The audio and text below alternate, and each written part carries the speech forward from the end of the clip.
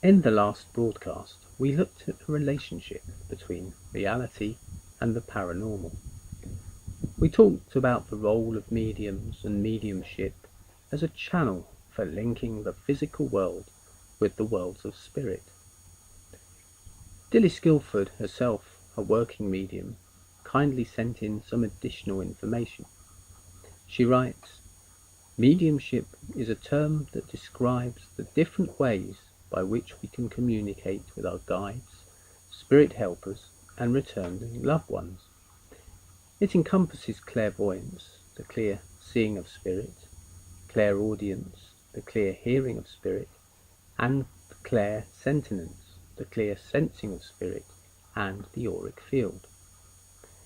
The power of clairvoyance may also be experienced through mind linking, trance speaking, and psychometry, that is, mental mediumship, or objectively seeing as one would in the physical plane. Under certain conditions, a medium can be a vehicle for relaying information to the living, and they use one or a mixture of skills to communicate with spirit.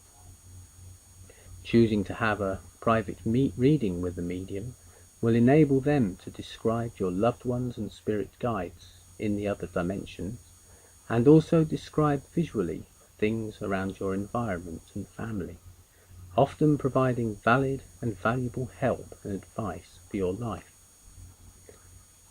Communication with spirit is often a natural gift that people are born with, interconnected with the sixth sense, but it can also be developed with practice through correct ways of learning. There are many spiritual development courses and groups that one can inquire about, but often a gentle way to start is through meditation. Meditation may entail no contact with spirit, but it trains you to listen to yourself and the inner voice. Working with your own energies and practicing psychometry, perhaps through speaking information which comes to you through holding an object, or learning to read other people's auras, are also enjoyable and informative ways to learn. For anyone wishing to develop their clear experiencing skills, the next step on progression on your spiritual development path would be to learn contact skills and allow spirit to work with you through safe practice of grounding and clearing of entities after connection. All skills to be learnt in secure groups or workshop time.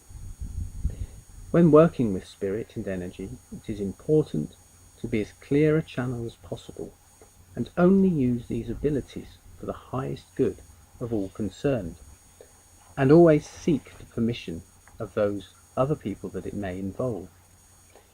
It is also important that your guides work through a sense of openness and unconditional love for the highest good.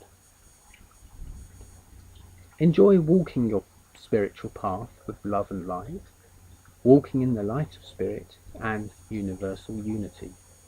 This can be challenging, yet a very rewarding experience.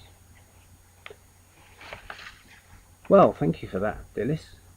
An intriguing insight which prompted me to investigate further the idea that we are born with these gifts, and also the notion that some people retain and reconnect with the spiritual planes. Why is it that some reconnect, and how can we learn to nurture the latent abilities that we possess? Perhaps, like Dilys says, through meditation and visualization. Great New Age thinkers like Sir George Trevelyan talked of a higher self, part of us that exists in another dimension. Others, like Rudolf Steiner, suggested that for the first 7 years of life, we are still very connected with the worlds of spirit, a connection that recedes as our lives develop on an earthly plane. Well, I found a number of lectures on the archives of the Wessex Research Group Network website. Lectures that provided an insight into the variety of beings that inhabit these other dimensions and planes, and also the various stories of reconnection, and interaction. Paulden Jenkins tells his story of interaction with extraterrestrials. In his talk, A Guide to Extraterrestrial Contact, How to Respond, he tells how he worked with these beings over a number of years. Then there is Conversations with Pan by Rock Ogilvy Crombie. This details his lifetime's association with nature spirits or elementals. It reminded me of time I spent in Iceland, a country where interaction with fairies and elves and other spirits of nature extends beyond folklore and tradition. Two other interesting talks also came to my attention. In Channeling Pure and Simple, Susan Luffman tells us that as a child she played with an imaginary friend who she later learned was a spirit guide, a Tibetan monk that had been with her right through her life.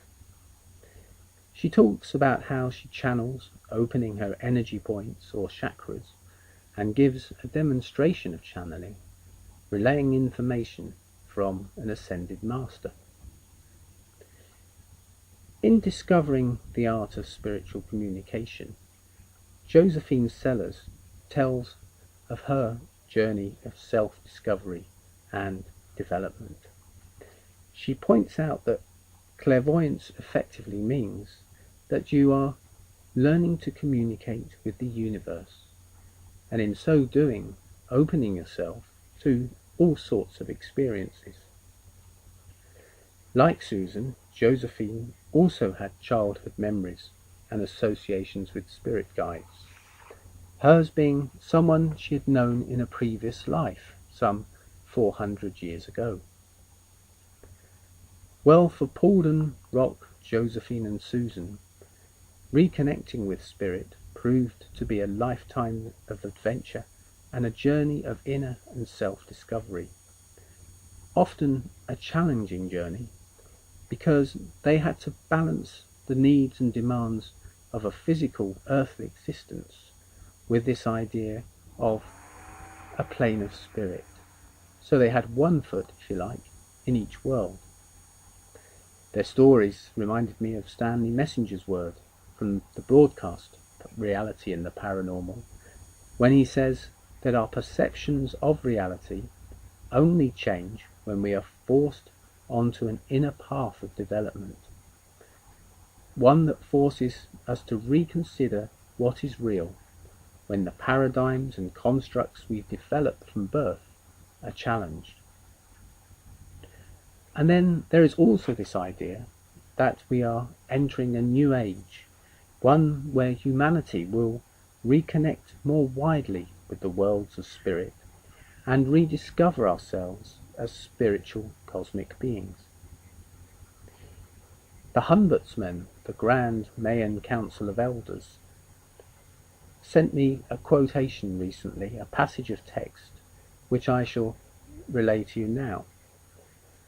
As we enter a new Mayan year and face the challenges of becoming multi-dimensional beings in a galactic Earth, we ask ourselves some difficult questions about how to make the shift from one dimension to another.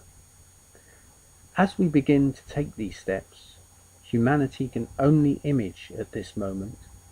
We wonder what these first steps will look like and how we will know if we are moving in the right direction.